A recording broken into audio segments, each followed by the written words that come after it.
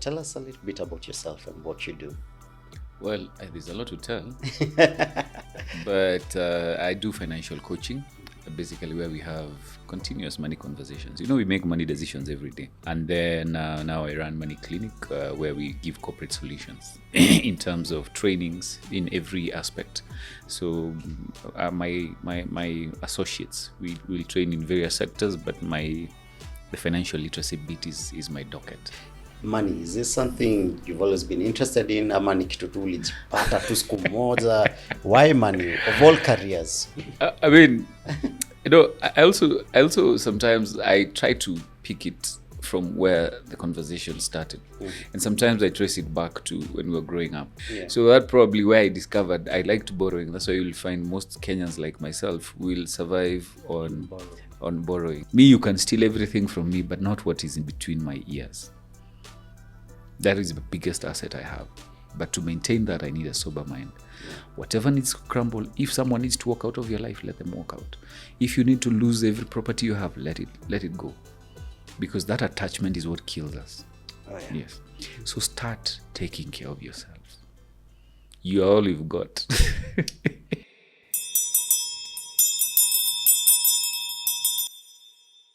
We're still filming at Longonot Place. Please come check them out. They have amazing furnished apartments. Manzuki wana form your weekend. Come check it out. Classmates, karibuni sana to another class of Becoming CEO, where we get to sit down with successful men and women. Ndio watuonesha the path they've taken to achieve success. And today, manze, our teacher, I'm so excited because leo ni juu ya pesa. Leo ni mambo ya pesa mtu yangu. Leo tukitoka hapa hivi tutakuwa tumeomoka. Na kama tutakuwa tumeomoka, we'll get to know how kuomoka and how to be financially literate. So I'm pretty excited. Our teacher for the day is Amos. Amos is a thinkfluencer and a financial coach. He's the CEO of Money Clinic. He's going to be telling us a lot more about Money Clinic. Amos, karibu sana. So leo tunatoka hapa hivi na pesa, mtu yangu. Leo Thank you very much. Umekuja nazo? Niko nazo. In my head, I have a lot of money. In your head? In my head. So I'm just looking for an opportunity to implement. But right. Thank you so much for having me. Man, thanks. It's a pleasure. Sante sana. Here we just, we talk to very important people like yourself, the president, just to mention a few. I'm just saying. He was seated right here. Right? Yeah, right there, bro. Right there. In fact, you're the next guest I've hosted after the president. So, wow. Manze, who knows? Could be the next president. Thank you very much. Interesting. Yeah, tell us a little bit about yourself and what you do. Well, there's a lot to tell, but I do financial coaching, basically where we have continuous money conversations. We make money decisions every day. Oh, yeah. So I am that person who you can always have a conversation, refer, to a conversation as you make money decisions. That's the main bit of what I do. And then now I run Money Clinic, where we give corporate solutions in terms of trainings in every aspect. So my associates, we will train in various sectors, but the financial literacy bit is my docket. Right. Yeah, so that's what I do. Okay. Yes. Money, is this something you've always been interested in? Ama ni kitu tu ulijipata tu siku moja? Why money of all careers? I mean, I also sometimes I try to pick it from where the conversation started. And sometimes I trace it back to when we were growing up. Right. You've always, seen your parents, develop a certain kind of a culture towards money. And I started questioning, why do I do some things? We're in those days whereby you used to be sent by your parent. Go to so and so's shop. Yeah. Pick things, kulikuwa na kitabu ya madeni. And then, not that your parents could not afford it, but just because they could, pay it end month. So, and they had cash, but they wanted to pay it in a certain way. So that's probably where I discovered I liked borrowing. That's why you'll find most Kenyans like myself will survive on borrowing, which is not a very good habit. So if you can actually be able to trace it back. So I started having that thought, but I could also trace it in, I was working in a sales company whereby it was related to finance. So this person would get an investment, but when they're unable to afford it, they would lose their money. So why don't we have a conversation, a continuous conversation, to see if we can be able to be on the offense, get extra income, or control our expenses. And that's how it started. So it's been an exciting journey. I've also lost money. I've also, learned some tough lessons, which have costed me. What are these lessons, man? They're quite many. You look like a guy who's so well put together. It looks like from the word go, you had your ish figured out. Like you knew any money coming in, I'm saving X amount, I'm investing X amount. Shock on you. Allah. Shock on you. You know the story of the shepherd, where he leaves the 99 to go look for that lost one. Sometimes I feel like everybody else is the 99. I'm that one that has gone to be found. Yeah. But it actually builds a very beautiful part of my job, because when someone comes to you and they tell you, I've hit rock bottom, and then you're like, that sounds familiar, and you're able to share with them your experience. Sometimes I may not even have solutions. A lot of solutions come from people. So that builds into what you're sharing with this particular person. So it gives you the confidence of, it worked for me. If you position yourself in a certain way, it's gonna work for you as well. So it forms a lot of everything from books, from research, from interviews, from data and experiences. That forms the wealth of knowledge that we're able to share with people based on their seasons. What do you think is the misconception about money that every Kenyan has, or every human being has?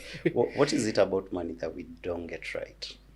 Let's start even with the way we started the conversation. Right. That people might think that we are here to kuwasaidia waomoke. You get it? Right. But one of the things that is, for me, is a very big misconception is that financial literacy includes you preparing for all seasons. Let me give you an example. We're in Kenya right now. We're in the cold season, but we are just from a rainy season. And yesterday there was a report of drought in certain counties. Yet 2-3 months ago there was floods. There were floods. So do you think the problem is the weather pattern or lack of preparation? Lack of preparation, for because even in life, I'm sure you've not had it smooth. This is where you started, where you're in a season of scarcity, right? And then there was a season you moved into where everything was just fitting the bill. You're there. You're not broke. You're not rich. Uko tu sawa. And then now there's a season where you get to the other side, whereby anything you want, you get. You get expensive equipment. You can get it, because you know where you're going. And then there's also a season whereby you find yourself now, there's no business like when COVID hit and things are they're going down. There's also that season of trying to clutch at every straw that comes your way. And then now there's the bit now of sometimes you go to the other side where you don't have enough, and now you have to recover. So life is like that. You will never have a straight line. Everybody's going through a certain season. So for me, I believe that financial literacy, as a misconception, don't think that we're just here to make you rich. We are here to prepare you for all seasons. How do you handle yourself when you have plenty, when you have lack, or when you just have enough? I'm curious. These conversations nowadays turns upon conversations about money. And I'm always wondering, are these conversations that were never encouraged with our parents? Because I speak for many people. Many people my age, our parents, right now, you'll find majority of them have assets, but they're not liquid. No cash flow. No cash flow. Yes. Manze, and it's like I'll talk to any person, anyone my age, and one of the conversations that will come up is, hey, my parents are struggling, I'm paying for this, hospital bills, of course. Where did we get it from the word go? Well, you remember when I was talking about culture? Now, if you come from where I come from, they tell you if you buy a piece of, they call it soil, it won't what do you call it? It won't wither. So if you directly translate, it will come out better. But what normally happens is there's a culture that we've seen. And if we are not careful, it's going to eat into our creativity, it's going to eat into our innovation. Because then some of these things used to work. I mean, take for instance, if your great grandfather had 100 acres, Right. and let's say you are 10 of you, you're guaranteed you'll get 10. 10 acres. Isn't it? Yeah. Now, that's your grandfather who has 10. Now, there's your father and the siblings. Let's say they were even 10. How much will they get? 10 acres, Papa. Oh, no. Grandfather had 10. Yes. Okay. So, 1 acre. so Kina, your father will get 1 acre. 1 acre, yes. And let's assume even your father was modest and had 5 sons. So how much will he get? So you have to understand that the more we grow, our resources are depleting. The way we used to do things, we have to address the issue.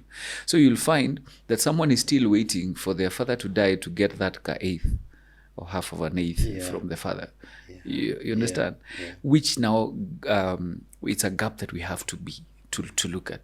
Some of our parents, they normally say that you can't sell inherited land. But what if that land, now that place is so urban, you can actually sell that and actually buy a larger chunk to do agribusiness and probably resettle your parents. So these are some of the things we need to look at. Look at our parents. Just give an example of Kahawa Sukari. Yeah. You remember when those plots were selling? Yes. When guys would even cross over KU, that land was not even fenced. Manze kulikuwa na wanyama huko. Yeah, I know, right? Yeah. And plots, I think, were going for some of them were even going for 200,000, if I'm not wrong. Right now, can you buy? The other day, someone approached me. Huko to Kahawa Sukari. They were selling it for 16M. Is that is land? Yes. Or the that house? is, no, there's a land. I think there's a structure, but it was 16M. Now think about it. We're talking about 2003, 2000. Yes. In early 2000. Yeah. But now, if you look at the value of that house, and then the way they used to look nice, because that was the then technology, isn't it? So chances are, because those are the buyers of that were the ages of our parents. Now you'll find they had 5 children, all of them have left. So you have a 5-6 bedroom all to yourself. Right. And probably you've lost a spouse and you're alone. Yeah. So what does that mean? Isn't it time that we started looking at how we can use existing assets to generate something that is even passive? That is true. Yeah, because why would you now struggle to just get a mortgage and do a house to stay in? Then in the next 15 years, all you're doing is paying that mortgage. Now, this is categorical. I'm not saying owning a home is bad. But what if that is the only resource? You have mortgaged all your salary. You don't have a backup plan. So all you're doing is what? Is owning this house. Okay? But what if you are to use it as an asset? Take part as a primary investor. Take time. Yes, borrow the loans, build. But then see if you can sell it. Make a small markup. Do another one. Make a small markup. Even if it will take you 2-3 years to build. By the time you're doing your 4th, 5th house, first of all, you'll be enjoying the new technology, right? Oh, yeah. You know, nice balconies, sliding windows, you know. But then also you'll have paid back your loan so that it will take you a shorter time. So what I'm trying to do, that is just an example because it does not work for everyone. That's a disclaimer. We don't want to be sued. It's a disclaimer. But we have to start asking ourselves, what are these cultures that we've had, you know, that, you know, are costing us? If the only asset you can access right now is a piece of land which you've bought on loan, how can you maximize the same? Stop overthinking. Start analyzing your... In fact, one of the lessons I teach is called personal evaluation, which you look at your culture, we look at existing investments, and are you making the most out of it? Wow. Yeah. Yo. Still on the parents thing. Sorry. It's just something I saw as I was stalking you. I was checking out your page. There's a time you had a conversation about black tax. That was interesting. I'm curious what you have to say about that and how we can save ourselves. Ndugu yangu. And this is a conversation I was even having with 44. He's our director of photography. Today in the morning, because yesterday I saw his car somewhere on the road, and he told me, I'd gone to see a friend of mine. The dad is sick, trying to see what to do. And I was like, I am in a group, in a high school group. I think there's a friend of ours buried their mom this past weekend, and someone else's dad just passed away today. And so a lot of us are in that space where our parents are sick, we're taking care of a lot of bills, you know, black tax, man. Yeah. How's that conversation? I mean, it's a tough conversation, especially now we're Africans. Yeah. And Africa is our business. Yep. And you can't be enjoying life in Nairobi and your parent is struggling somewhere.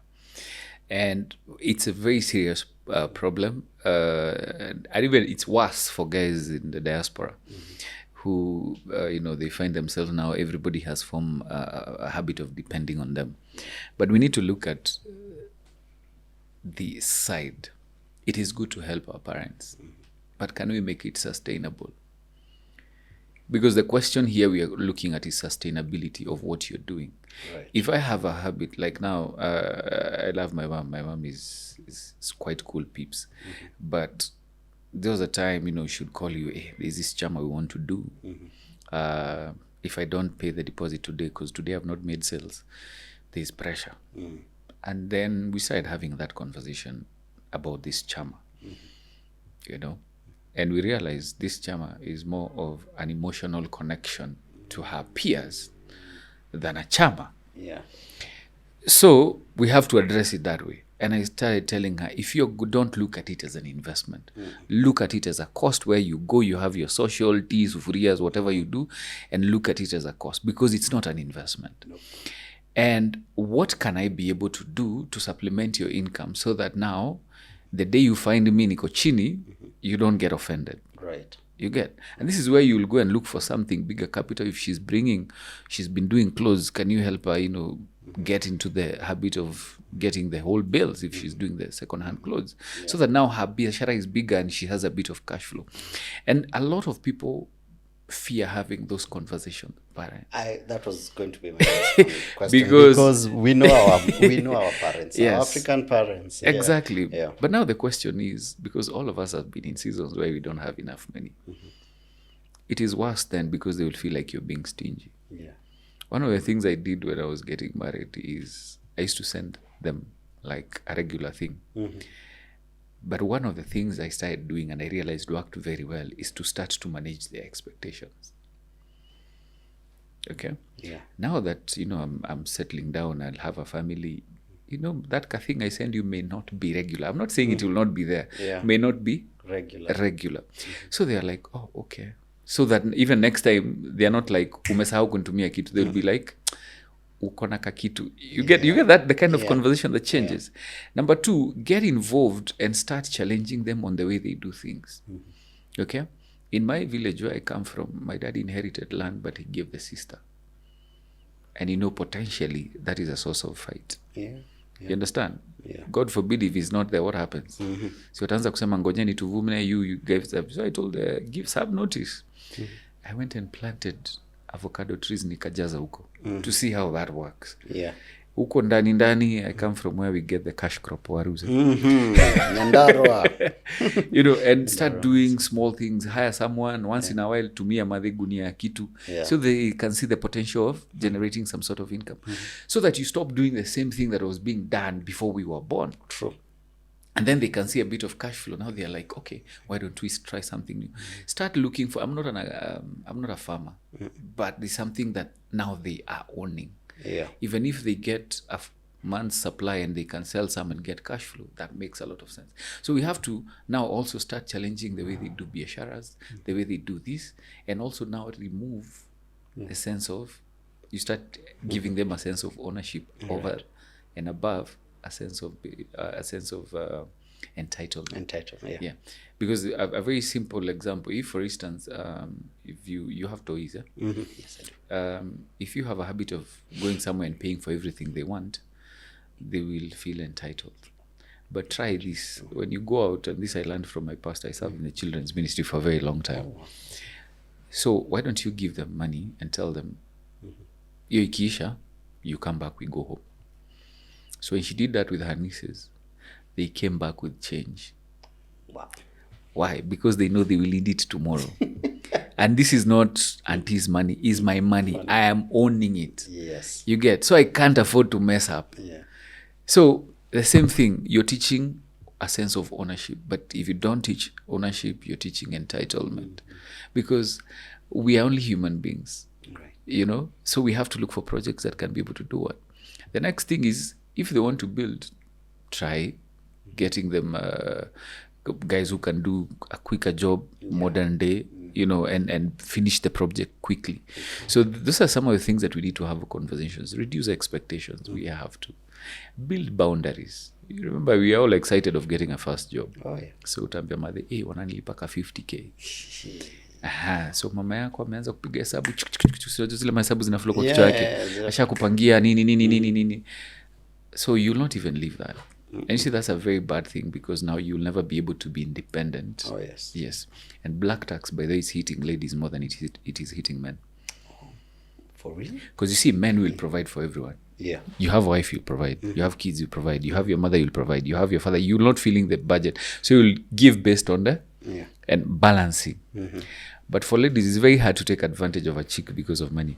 Hey, take care of me, I'ma give me this. Very few men will even take advantage of a lady. And then they are very informed. Yeah. But now there's someone called her mother. Yes. Sips coffee. tuogope mama zetu. These ladies, they love their mothers, and especially if you've been doing a biashara, your mom will tell you, hey, like a project, I need 50,000. She will borrow, she will get it from anywhere she can. That's a good percentage of women.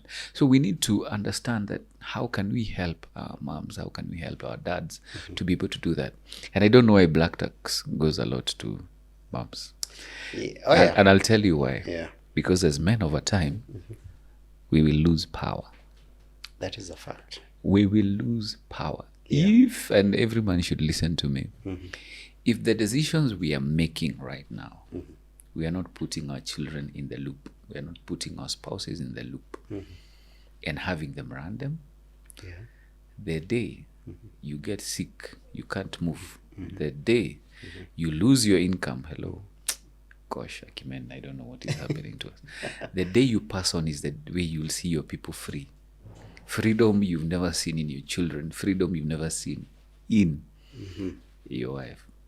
Wow. She would rather start handing over power now, because it will be taken away. Damn, man. That is okay. Something to think about. So what are you doing different with your kids? Now, having learned, you've seen how your engagement is with your parents. Now your kids, how are you doing it differently? What are you teaching them from a young age? One, to know that there are seasons. My firstborn is 11. Okay. The little one is 9. Right. And there was a time I scaled down, and we moved into a small house. And I've given this story before. And I was wondering, how do I tell my children that we are coming from a 4-bedroom house with compound, and now we are coming to a small house? And that time he was younger, and what he said, I've never been set free in such a manner, because he told me, I'm like, hey Papa, this place is small, but we're only here for a season. Then he's like, Daddy, it's okay, it's small, but that means we'll be close to each other. Oh wow. Hey man, that guy set me free. Wow. Because I realized everybody that looks like they care, they don't matter. But people who matter, they don't really care as long as you're together. That is true. You get. So one of the things I've tried to teach him is that, and if he wants something, he'll like, Daddy, do you think we have money? Do we have money to do this? Do we have money to buy pizza? Do we do barbecue? Right. Okay? Yeah. What is healthy versus... Forget about price, what is also healthy. Having such conversations so that he can be able to make decisions. To a point on Sunday morning, you'll be like, dude, what do you feel like taking for lunch? Or last time we did pizza, today let's do chicken, your grilled chicken. And you're good. So you're helping them make decisions. Right. And number 2, I have no business forcing my son to do what I do, because he's gifted differently. I look at him and he can be able to draw a human system. He'll draw the heart because of watching the cartoon called Dr. Binocs.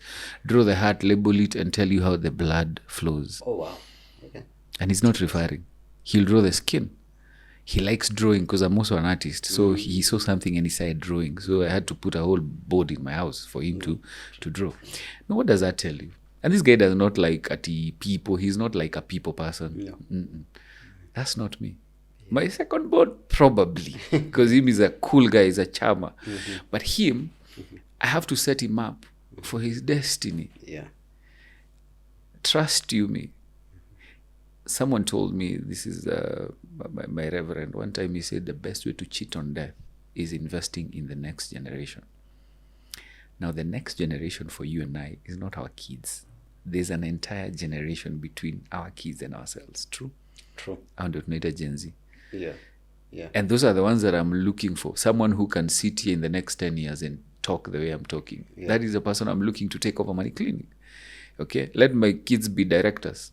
Right. You understand? But they're pursuing their own thing. What if this guy is meant to be a serious soccer player and he's Ronaldo analipo hiyo pesa yote? Baze. Why does he need me? You get? Yeah, hata mind black tax. Atakuwa tu sawa. Atakuwa tu ana take care of your whole economy kama mko na deni. I think the president was here, so you can ask him to talk to my son. But however, it's I'm really focusing on what I leave in them than what I leave for them necessarily. Right. More of the intellect, more of the reasoning, so that how they can be able to make decisions for themselves. Wow. Because one of the things, and is a disaster for me, if you die and people are fighting for what you have, there's a problem. There's a problem. Right. I don't want to mention the name, but you saw a lady who walked out of their father's inheritance. You remember the story? They said they want nothing to do with it. Yes, they declined. Yeah. Politely, wacha tu ikae. Wacha ikae. Too much pressure there. Too much pressure. And that begs you to the point of, are you teaching your kids how much is enough for them? Because if I ask you, how much money is enough for you? On top of your head. Tutasema $10 million. But I read something today in the morning. $10 million will not make you happy. That's like sasa kwanza hiyo figure. No, I disagree because but if you're in a yacht somewhere sad, is better off than walking in the streets of Nairobi big mugged when you're broke. You know, it makes sense, isn't it? Yeah, it does. But now, you'll answer that question based on two things. Yeah. Either there's something you want to invest in. There's a whole studio you need like 20 million, and you know the revenue will be like 3, 4, 5 million shillings a month. Yeah. So you see now, more or less, you know what you're talking about. You know what is enough for you. So you're looking at it as a seed. True. And that's forms the most beautiful part of wealth creation, having a story towards it. Imagine niko tu hapa nakwambia nilikuwa Harvard, so ask me about money. I've never had a problem with money. Yeah. You will not relate. Speaking of stories, every man has a rock bottom story. Oh yeah. And I think every man I have met that is financially literate, they had to hit rock bottom first. Yeah. Before they actually took money seriously. And most of them will tell you even that rock bottom has a basement. Unafika chini na bado unaendelea. Oh my goodness. What was your rock bottom story? Hey, boss, I think kufanya uamke useme okay, enough is enough. Hey. I think no, I have to, but let me give you the one for I think 2019. All right. Ziko nyingi. Wacha Tanzania 2019. When you've lost everything. And then guess who comes knocking in? COVID. Oh. So even all your strategy and you're sure this is gonna, give you some money, what happens? Nothing is happening. Yeah. Can you imagine? And very few people know this, but there's a time I fed off the COVID money. I was earning 1,000 bob every Tuesday. I actually thought it was by mistake. Wow. Until one time, until the days you've run out of token and you've not charged your phone. So the day you charge your phone, you'll not get a text, but you're trying to buy airtime, but then you see the balance. You're like, no, I did not have money. Then one day my line was on and I see the government of Kenya. Kuna watu walilipwa pesa. Kwani nilikuwa wapi? No, it's for law abiding citizens. Bro. So tuendelee. So you and when you're at a place whereby you're splitting 1,000 to at least make it to a week, that's a lot of hard work. That's a lot of strategy. And when I tell people there's a personality called money avoiders, that you cannot have a conversation with people based on where they are. Because if I'm earning 1,000 bob a week, what are you telling me? That person who walks across from Kibera through South Sea to industry area and they make 500 bob a day, what are you telling them? 200 or 100 bob plus, now fuel is up, so they will use about 150 to split it between koroboi and cooking. You know what koroboi is? Yes, sir. Yeah, and probably use 150 to 200 on food, and then pay. Some of them pay rent daily. Are you aware? Yeah. Analipa soko landlord. Na siku inaisha. Yeah. So some people, they're just waiting for the day to end. And for me, it's a very painful stage, because you're not wondering what is happening, to a point whereby you apply jobs and they call you, hey, you qualified, come for an interview on this particular day. And me, I was so happy. Even if you paid 20 Gs, I am okay. Then they tell you, okay, that position was taken. Do you mind supervising people? I'm like, yes. Okay, come for an interview on Monday. Me, I prepared nicely. Then on that Friday evening, I'm called, hey, please don't come on Monday, because we have a feeling we may not afford you. I'm like, you haven't listened to me. Yeah.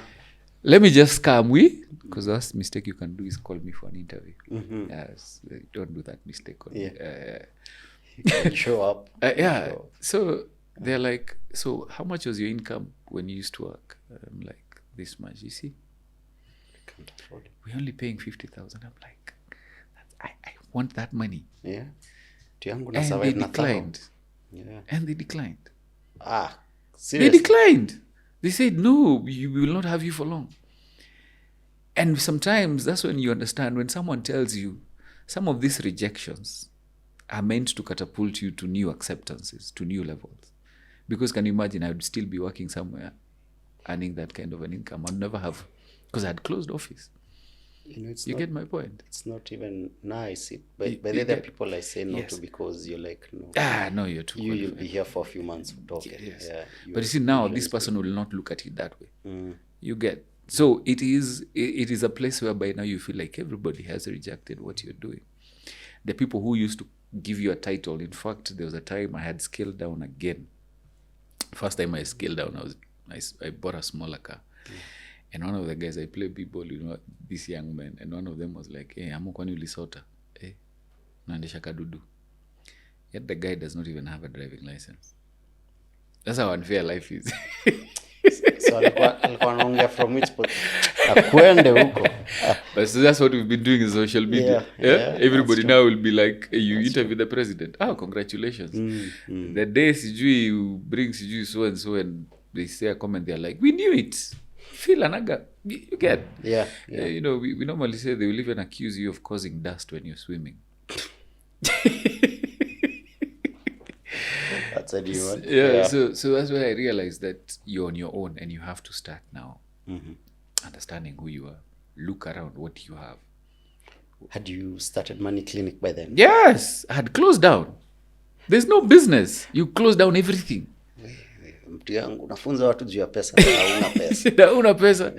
You close down everything. Yeah. Kumbe, what is the most important thing about that season is for me to see how I can come out of it. And all I did, everything is like Moses. I had the staff in my hand. So you have to evaluate, what do you have? A lot of guys our ages, they have 2 or 3 plots. Yeah. Are we together? Yeah. What can you do with that? We have talent. You have speaking. You have so many things you can do within your abilities. Can you start evaluating those ones? Right. That's how I picked myself up. I was not even a social media person. Yeah. No. I was just doing a money gossip class, which we decided to start with young people. And by the way, money gossip started in a very funny way. I was coming to that. Just one, because I thought the rock bottom is what brought about Money Clinic, but it's interesting to hear Money Clinic. Money Clinic was still there. So yes. How did you come up with Money Clinic and then Money Gossip? Yes. So money, guys, we used to see, because certain universities started using my services. I would go there, speak. I started speaking for free until they saw, this guy has some good stuff. And then they started paying me. So amongst the students, they would be like, now because you talk to people about money and we can't afford you, can you talk to us about money? Because we don't have it. Then I'm like, so we talk about it in its absentia. And then one of them was like, yeah, something like a money gossip. Then I'm like, yes, you got it right. So let's do it. That's how we started.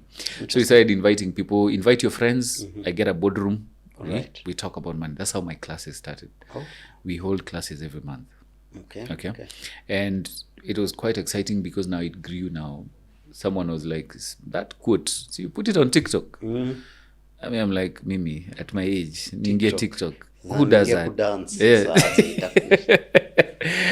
And I think I did one without like any plan. And one of my friends who is big on TikTok, she was like, what you do, just do a short one, hit it with facts, and then it will go viral. I think in 1 week I got 10,000 followers. wow.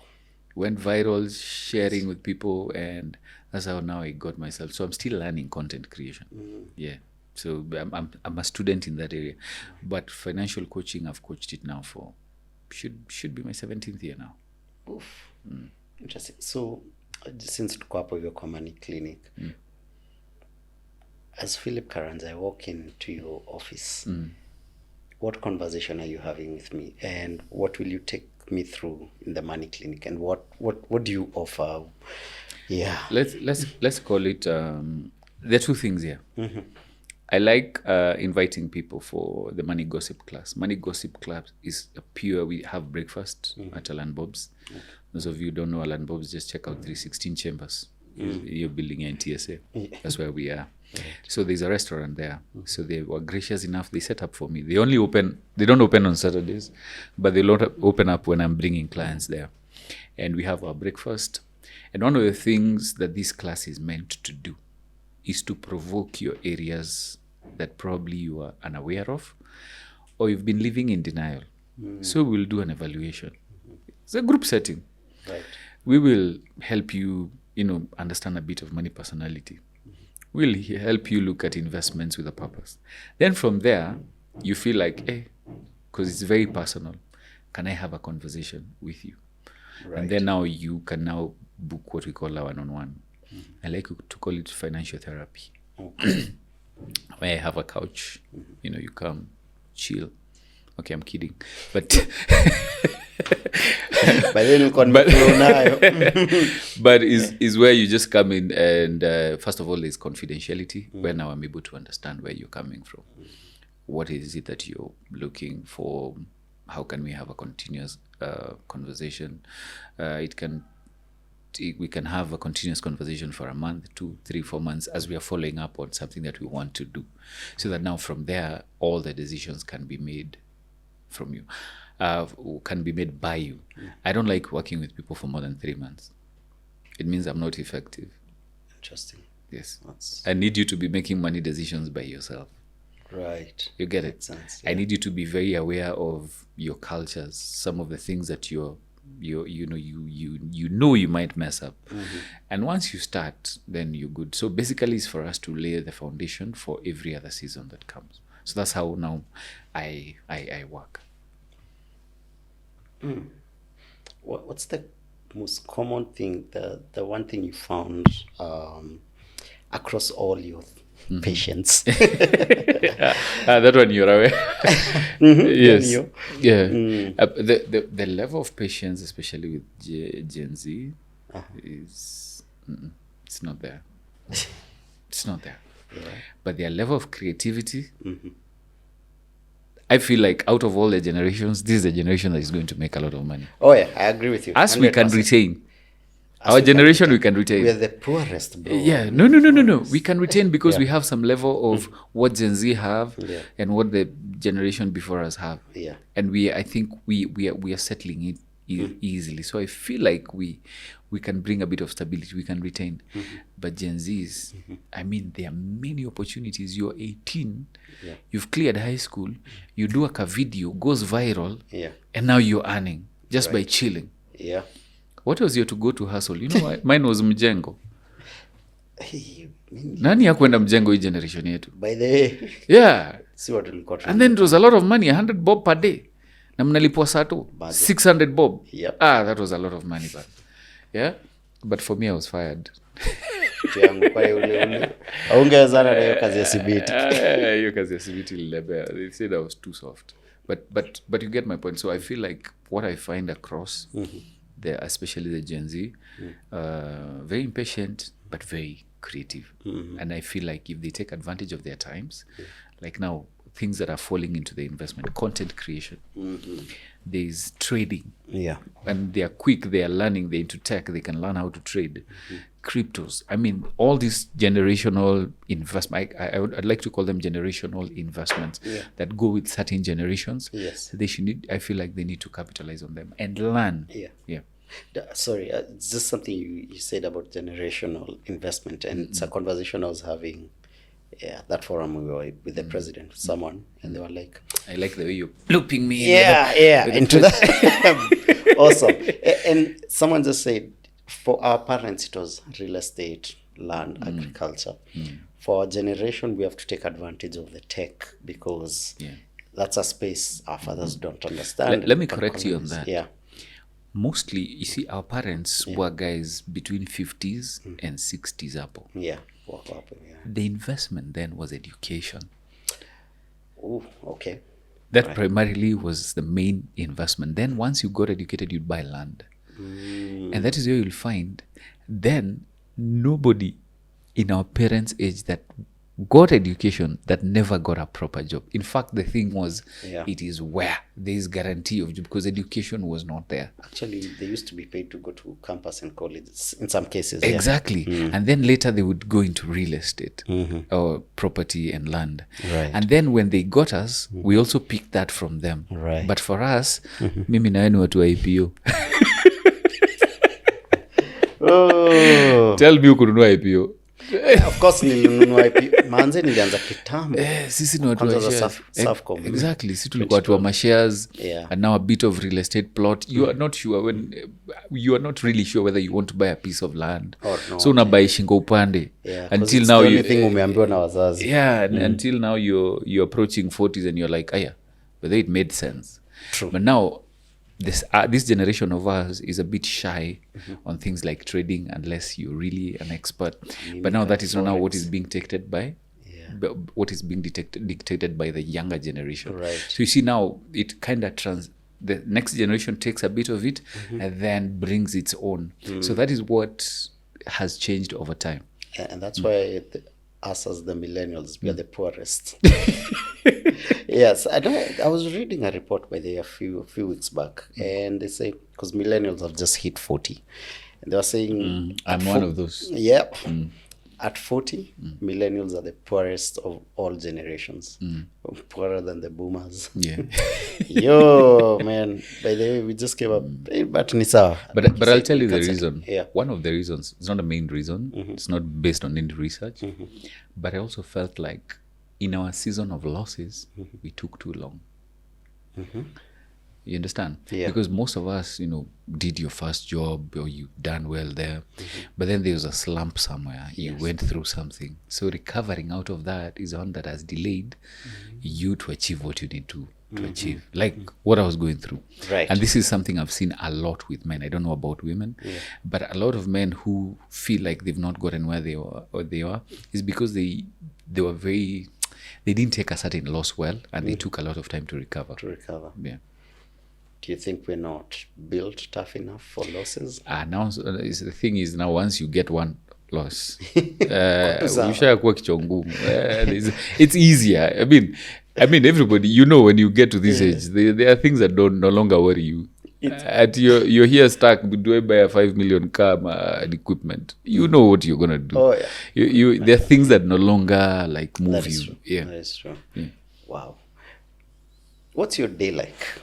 From when you wake up? What time do you wake up? Are you a guy for routine ama wewe unaamka vile kutaenda kuenda? Mimi ni watu wale helter skelter.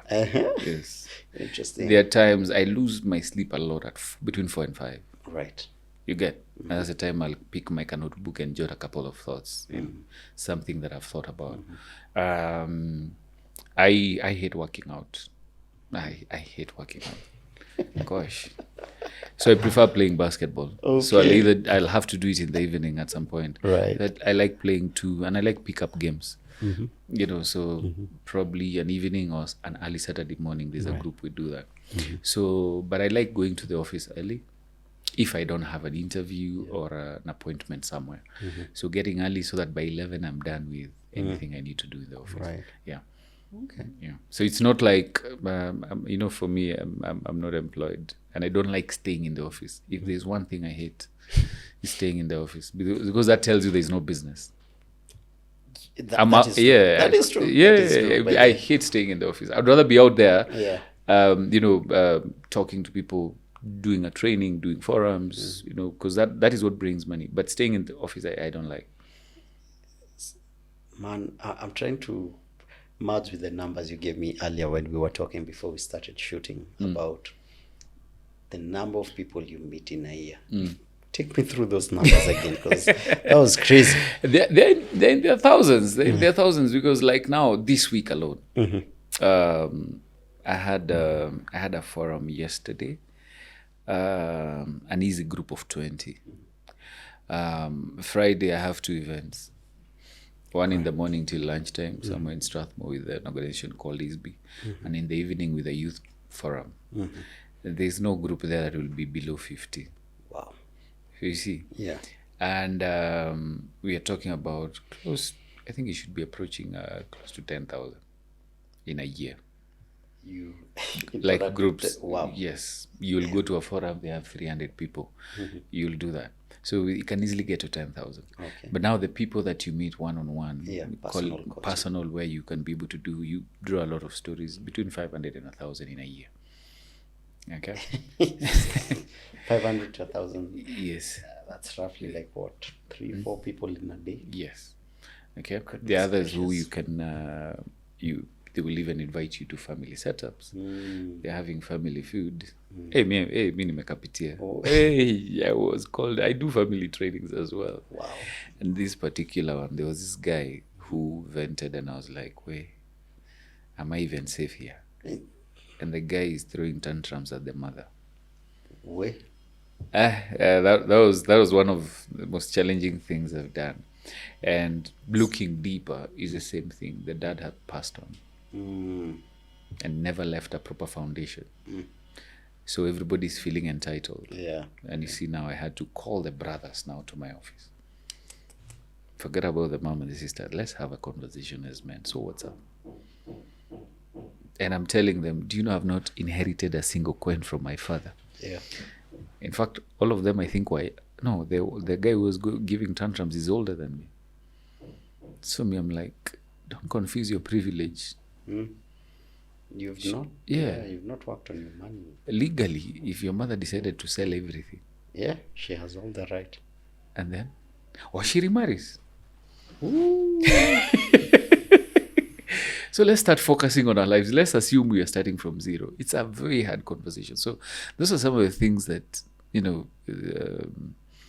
are a challenge. 500 to 1,000 people, that's on one-on-one coaching, and then about 10,000 people. Don't you get tired of humans? Don't you get tired of people? But their issues, man. I'll tell you what, I came to realize I'm a loner. I like spending time by myself. Right. You get? Because once I love what I do, but I like also now observing people. Yeah. So even the conversations we have with people, they will come from them. Yeah. Yeah. I mean, I'm just trying to think like the mental strength you need. Jumi uchoka. Mi watoto wangu ni wawili na kuna time nawaambianga endeni huko msiniongeleshe. Mi uchoka, and I run a very small outfit, compared to what you're running. And what inspires you? What makes you get up every morning and say, this is what I want to do. I'm enjoying this. I love this. I feel like the time that what I didn't mention is earlier that 2019 I was suicidal. So Kopale, and you will not get some of your destiny changers are people you've never met or people you'll never get to meet. And probably someone might say something Yeah. Say something that will change the way you look at things. Right. So every time I get a comment or a DM, Yeah. or even you meet someone randomly, they're like, hey, Amos, hey, I changed something because of what you said. I don't care how much, whether you will come for my events, but that kind of a statement is what will make me wake up in the morning, is what will make me put a mic here and just share my thoughts on money. Right. For me, that is my ikigai. Yeah. You know what Yeah. ikigai means. Ikigai is, finding something finding a problem. It's a need that is there. Right. Are you good at it in solving it? Yes. Can you earn money from it? Yeah. And are you really enjoying it? Right. Are you good at it? And once you find that, now the combination, can you earn from it? That combination is what now purpose is. So ikigai is more or less finding purpose. So if you find that, there's nothing as rewarding, because that one can never be taken away from you. And nobody can ever argue with you. And people ask, why do you work with people who are in the same industry with? I'm like, this world is too wide. I love collaborations because even if Phil is talking about money, there's an aspect he'll bring out better than me. True. Okay? True. So can we collaborate? If I have a campaign with certain bank, I'll tell them, hey, these are the digits, call Phil. He can deliver the same. Because one of the things we need to understand, especially in this field, and especially if you're touching people's lives, you're a candle. You can't lose your light by lighting another one. Oh, yeah. Yeah. Wow. So that inspires you, Yeah, gets that you up inspires every me, day. yeah.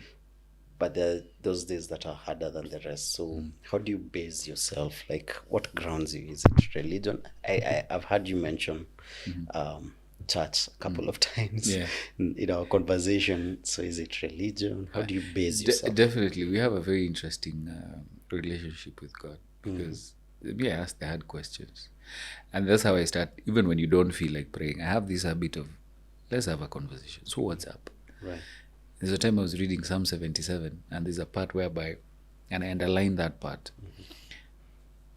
where, the psalmist is talking about his former days. Does it mean we can only talk about my former days? Does it mean that you're running out of grace for me? Yeah. Is it my sins that have landed me here? And you begin to question God, because let's be honest, you've put a dream in my heart. Why is it happening? Yeah. And then over time, that conversation becomes a prayer. You get? Yeah. And then he breaks you down and reminds you who you are, and he tells you, you know what, go forth, but I will be with you. Right. You get? So sometimes, for me, it's based on that relationship that I have with God. And I like telling people, just have a candid one. Don't pretend. There are times I've told God, but they hata leo usiniongeleshe, acha tuna mimi. Na unatoka unaishia. Then he does something, you're like, wow. Thank you.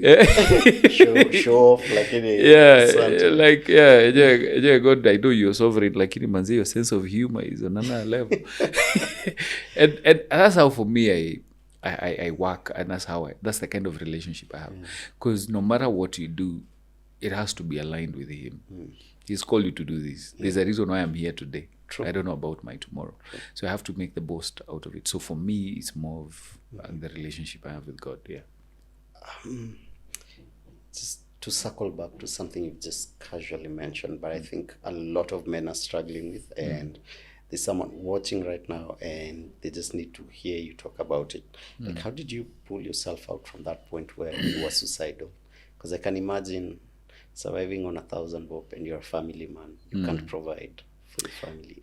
Yeah, man. There's a time that now you now remember. There's a time I used to go with the kids to pick bananas in Thika, in a certain plot. And my son used to like he used to wear his Wellingtons, gumboots, and a farmer's hat. And there's a cartoon he used to watch, so he used to pretend he's like, I'll go in with you, because the brother was too little. Yeah. So the way weed can grow to certain height. So I'm telling him, just be careful, just follow. Just be careful. Yeah. Watch your step. And as a parent, you're worried, where is this guy following you? I just like, watch your step. And he's like, I'm okay, daddy. I am following on your footsteps. You know, that hit me. I'm like, if I commit suicide, who's watching?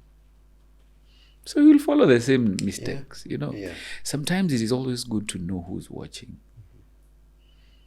I think that for me was an eye opener. I'm like, dude, if it was your son doing this, what would you tell them? And that for me made me look at things differently. I'm like, hey, you have a small fight in you, just put up a fight. You have to put up a fight. I mean, and one of the things is a statement I have. There's a book called Leading While Bleeding. And my version of the same is limp your way through. You're hurting, you're limping, you're bleeding. I mean, just limp. Yeah. It is okay to limp, but don't stop. Because everything has a season. In fact, I remembered my late grandmother.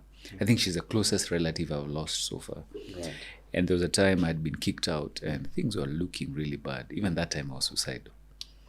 Yeah. And it was straight out after high school. I've been kicked out. And one time she told me, you know, I look at you, because I had been named, I'm still named after her late husband. Yeah. And looking at you, there's a reason why you're going through this and not your siblings. Because I have an older bro. I have an older sister. I have a kid bro. Then she was like, everything has a season and a reason, but nothing is rooted. There are no roots. All right. So you'll come back here with a testimony. And that's what I did. I mean, things went well. And one time she reminded me, you know, so every man going through whatever they're going through, they also need to remember they have nothing to prove. Whatever needs to come crumbling down, let it crumble. If you're facing auctioneers, wafungulie milango, waambie wachukue chenye they need to get. As long as they can't take away your peace. That's it. Me, you can steal everything from me, but not what is in between my ears. That is the biggest asset I have. But to maintain that, I need a sober mind. Whatever needs to crumble, if someone needs to walk out of your life, let them walk out. If you need to lose every property you have, let it go. Because that attachment is what kills us. Oh, yeah. Yes. Even people will fall off along the way. It's a wind that is coming. You'll find yourself alone. So start taking care of yourself. You're all you've got.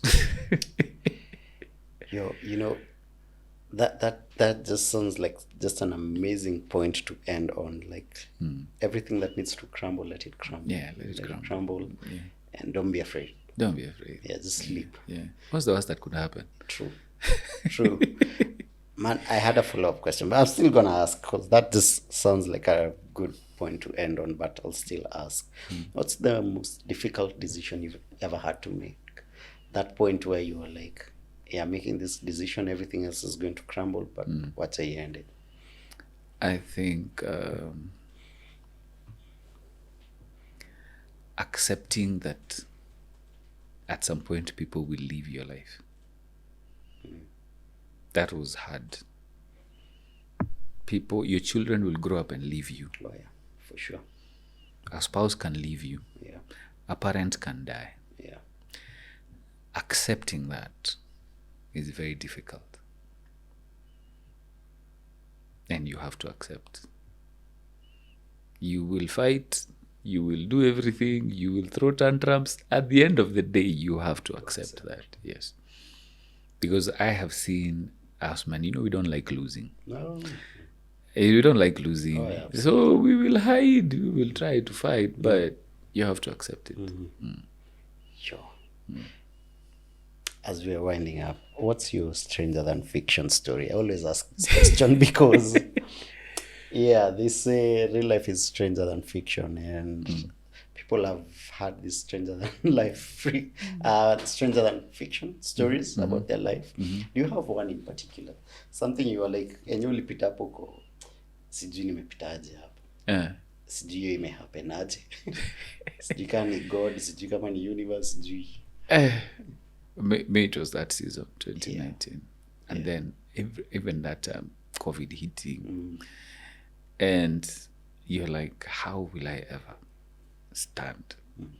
Because everybody who you thought you knew is not even picking your calls. Sure. So for me is a time I realized that I am very weak. You get, you have a lot of weakness when everybody's away from you. So you have to put that strength in. You have to know that I can work through this, because I never thought I'd make it. Yes.